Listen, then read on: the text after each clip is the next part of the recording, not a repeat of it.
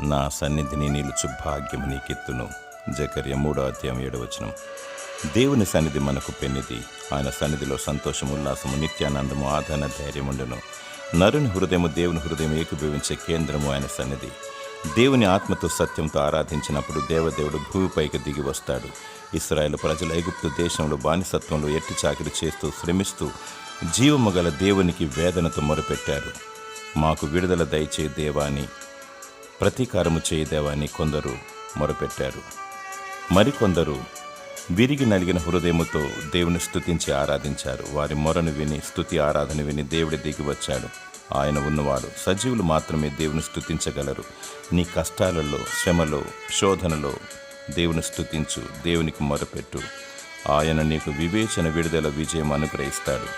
దేవుడు నిన్ను సజీవ లెక్కలో ఉంచి సదాన సన్నిధిలో నిలబడే భాగ్యము దయచేయునుగాక. ఆమేన్.